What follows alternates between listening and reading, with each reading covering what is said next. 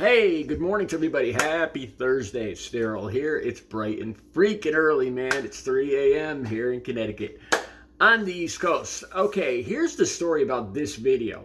This story is about 2 weeks old, but I still got a good video here. Stay tuned. I want to share the first year of my recovery and the relapses that I had in that first year. In my opinion, I'm not a counselor. I'm not trained in addiction or anything like that. But in my opinion, in my case, relapse was definitely part of my recovery. Like I said, this story is about 2 weeks old. I actually did this video. I'm doing this again by memory. I did this video. It was about a 20-minute long video, and I downloaded it about 10 days ago. And this is the first time this ever happened. YouTube had a problem downloading it, and they couldn't download it. And by the time I saw the notification, I had already deleted the video from my camera. So I'm doing it again here right now, and I think it's going to be a good video. I'm going to share with you guys if you're familiar with, if there's people around you or you yourself have dealt with addiction or recovery, I think you'll be interested in this. Okay, here's the story. Bam Margera is back in, I think it's called Recovery Centers of America. He went in, he was in jail under suspicion of driving under the influence. And it hasn't come out yet exactly what they're talking about. If it's alcohol, if it's drugs, if it's weed, what it was. That part of the story has not come out yet. But this was September 25th. He got released from jail, and part of the deal was he would go straight back into, I think he was coming up on, I think, if I'm not mistaken, he was probably about a month shy of having a year clean and sober. And like I said, this happens to me. It doesn't surprise me. It's part of recovery. It really is. And okay, so he was released on September 25th, and he went straight, part of the deal was he went straight into this 28-day program, inpatient program, which I am very familiar with. I've told you guys before, I was in at least 13 rehab/detoxes before I finally got clean. So I'm very familiar, especially with the 28-day. I did a lot of 28-day inpatient programs, so I'm very familiar with this. Okay, so it's 28 days. He went in September 25th, so he should be done on October 25th, 28 days, October 23rd, which is such a freaking coincidence, because October 23rd is my 18th anniversary for being clean and sober. Isn't that, he's supposed to be released on my 18th anniversary of being clean and sober. That's kind of coincidental, isn't it? I knew this was going to be a good video.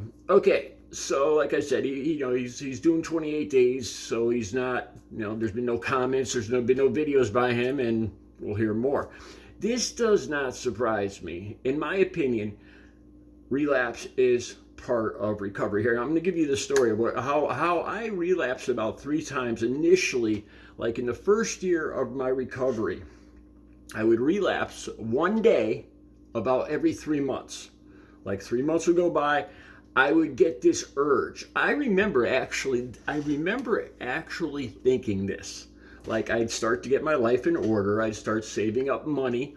I was in the methadone maintenance program. So I would get drug tested, I think it was once a week. I think it was one random every week. And I would try to be sneaky about it. I'd get this itch to use about every 3 months. And what I used was rock, because the methadone blocked opiates, and I really, at that point, I really still had a hard time kicking crack cocaine. And about every 3 months, I would get this urge to sneak off. It would always by myself, and it was always just one day. Like I said, about 3 months would go by, and I would start, when you're in the methadone maintenance program, the way they encourage you to stay clean, one of the ways is you get take-home bottles. Like, you don't have to go to the clinic every day. Say after a month, you're clean and you're following all the rules, they'll give you 1 day take-home. So you can, you don't have to go to the clinic that day. It's a bottle, and you take it home. And then maybe after, I don't remember what the number was, but after like 3 months, you get 2 take-homes. After 6 months, you get a week take homes. I think that the top was you get 2 weeks. So you would only have to go to the methadone clinic 2 times a month. That was the top tier. You know, if you had, I think it was 5 years. If you had 5 years with no slip ups, no dirty urines, no breaking the rules, you would actually be able to have 2 weeks of take homes at the methadone maintenance program. But that's not what this is about. So like I said, in this first year, I would start earning like 1 or 2 days take home. And I thought I was so sneaky. I would save up money, and I would wait for a day like I didn't think I would have a drug test. You know, I would try to plan it like I know that I probably won't have a drug test on this day. And I would save up money, and I'd pick a day when I wasn't supposed to be anywhere, so I could just slip off by myself. And it was about every 3 months, and I would just slip off and use, and inevitably my life would just go to hell on that one day. I'd end up going back to the methadone, you know, I'd go back in the next day to the methadone maintenance program, and inevitably I would have a random drug test. I would lose my take home, so it would take me months again to save them up. I would spend all my money, you know, everything would just go to hell. And I actually remember thinking this. Like, I remember that little voice, the addiction voice, saying, like, I was telling myself, you know, my life is going good, but I could use a little, I actually thought, I remember thinking this, I could use a little mayhem in my life. You know, like, things are kind of boring. I actually remember telling myself this. You know, my life's a little boring. Things are going good. I could use some, you know, some problems. Seriously, I can't believe I swear to God, I actually, you know, make it interesting, kind of shake it up a little bit, you know, take a chance, get that adrenaline flowing, you know, crazy, man. You know, and I would just, you know, I'd screw up. It was about every 3 months. Let me tell you about the last time. The last time was that I did this about 3 or 4 times, and every time it just got worse. I swear to God, I'd use for one day, and it just got worse. That day just got worse, and when it got to the point, I was like, why am I doing this to myself? The last day I used was October 23rd, 2006, and that date was just terrible. I locked my keys in the car at some point, and I had my, you know, the rock with me, and I went to an adult bookstore. And that was part of my addiction. I was, you know, cross addicted to the sexual stuff and everything. And I locked my keys in the car at the adult bookstore. Okay. And I had all my rock in the car. And I'm trying to think, how can I get in the car? And, you know, I can't call my family or anything. I actually called the town police to come and open my car. I'm like, well, the stuff's hidden. They won't see it. So they came. The police actually pulled up at the adult bookstore, and they told me that they couldn't do this anymore. They couldn't open up car doors because they had gotten in trouble for, you know, damaging cars or sued or something like that. So they're like, you're on your own, and they pulled back out and left. And the cop was looking at me all suspicious, you know. And I can't believe I actually called the cop to open up my car with rock in the car. That's how stupid I was. I ended up calling my family. And it turns out I was so stupid. There was actually a combination. There was like 6 numbers, a keypad, and that's all. I just had to know the key. You know, my family tells me they just punch in the keypad and the door will open up automatically, and it did. I got pulled over again by police later that night. The car wouldn't start. I had so many problems with my car. This was all in one day, and things just kept going wrong. And this is how the night ended, that one day, October 23rd. I remember sitting in a dark parking lot, like I said, and I didn't have a cell phone at this point. And all I had left out of like $300 or $400 was a couple rolls of change, like dimes and nickels, like $18 in rolls and quarters and nickels and dimes. And I didn't, you know, because I had been clean for a while, I really didn't have a solid dealer. So I called this one guy that I didn't even know, that I had never even met before. I had gotten the number through somebody else or whatever. And I'm sitting in a dark parking lot about 8 o'clock at night, and I feel terrible. I've been using all day. I'm all geeked up. You know, I'm all shaking, and I feel terrible. And I want to spend the last $18 in change that I have to my name after I spent all $300-$400 all day.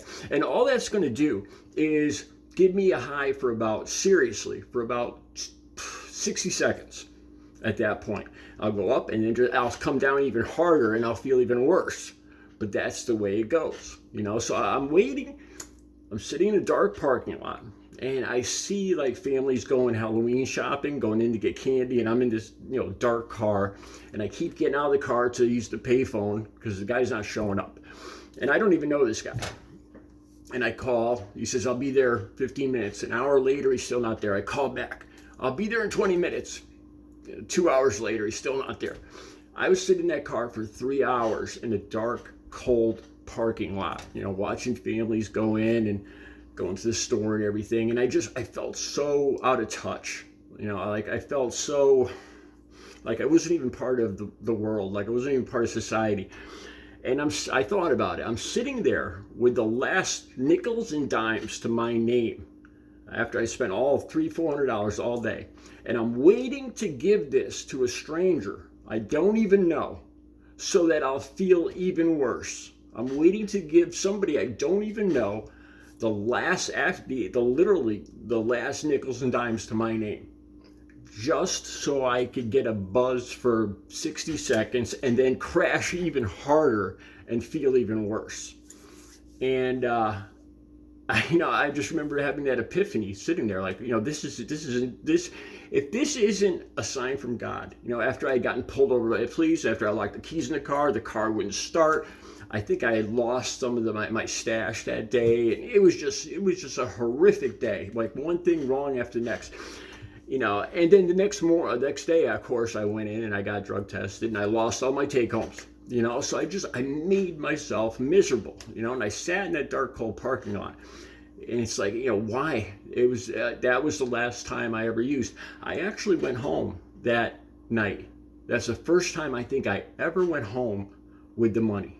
Like the guy never showed up.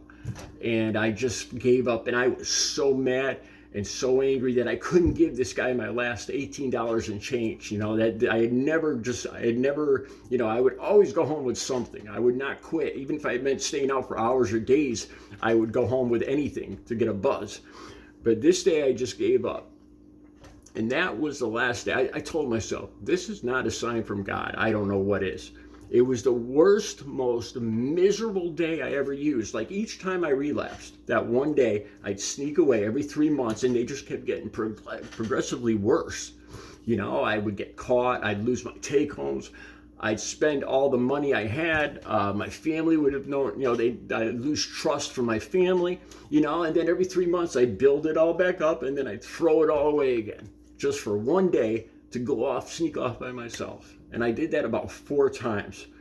And it, like I said, it was a learning lesson. That was part of my recovery, because I still remember that. You know, it was just, it's like they say, insanity is doing the same thing over and over again and expecting different results, you know.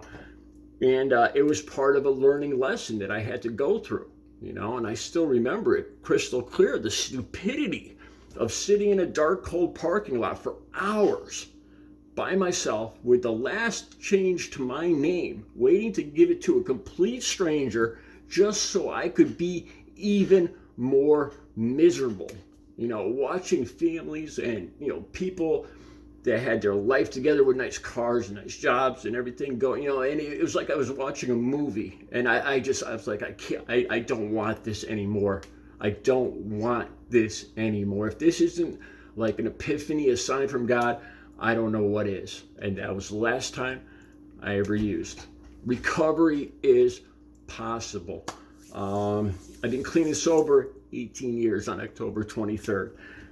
The next video, I want to talk about what it's like going into detox before you go into rehab. Because usually you go through a detox, like at a hospital, usually, or into a program, you need to detox. And I'm going to tell you guys that in a video coming up. And I'm going to talk a little bit more about the methadone program that saved my life in the next videos coming up. So recovery is possible. The links are down below for the band MARGERA story. Have a good Thursday.